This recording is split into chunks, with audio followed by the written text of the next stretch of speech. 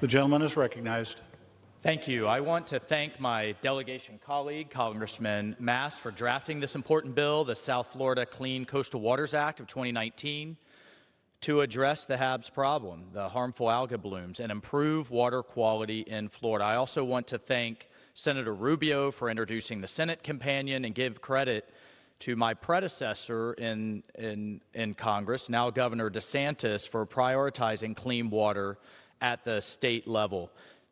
Red tides and green algae have plagued Florida in recent years, as we've discussed here today. It impacts Lake Okeechobee, the Everglades, Indian River Lagoon in my district, and both of Florida's coasts. Last Congress, the Interagency Task Force on HABs was reauthorized, which was a very important step. This bill ensures that the task force will produce an integrated assessment on the causes, the consequences, approaches to reduce HABs, identify the current gaps in research, and very importantly, to produce an action plan to deal with it.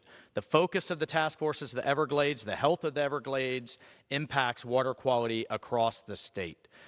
The scope of the introduced version for H.R. 335 attempted to take this into account by including, quote, contiguous coastal nearshore water, unquote, in the definition of eligible waterways. However, contiguous could be interpreted by the task force, and this was my concern, in any number of ways, potentially excluding the northern reaches of the Indian River Lagoon.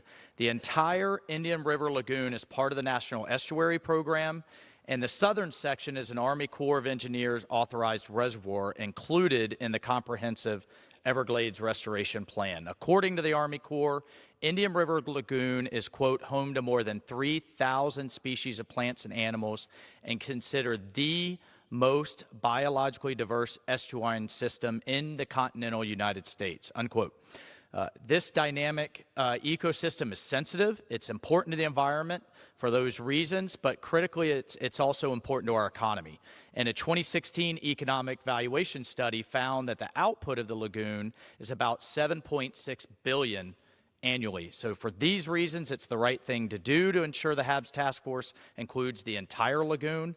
In coordination with Congressman Mast, I offered a management amendment in committee in the Science, Space, and Technology Committee markup that lists the entire Indian River Lagoon and the definition of waterways to be included in this bill. We are not just seeing HABs in southern Florida. It is now spreading to other parts of my district and all parts of Florida. We have already seen blue-green algae in the St. Johns River and even spreading into our springs. Protecting the springs in central Florida is an ongoing effort. It's for this reason why the task force integrated assessment is so important. It will improve the water quality management, harmful algae blooms across the entire lagoon. Moving forward, the Congress should examine the Clean Water State Revolving Fund allotment formula, which has not been updated. Which has not been updated since 1987. Thank you to my colleague for yielding.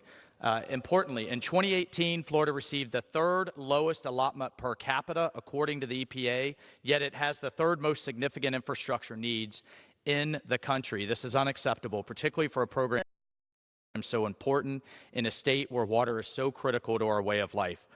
I want to thank Congressman Lucas. I want to again thank Congressman Mast for his work on HABs in this important legislation before us today, and I yield my time.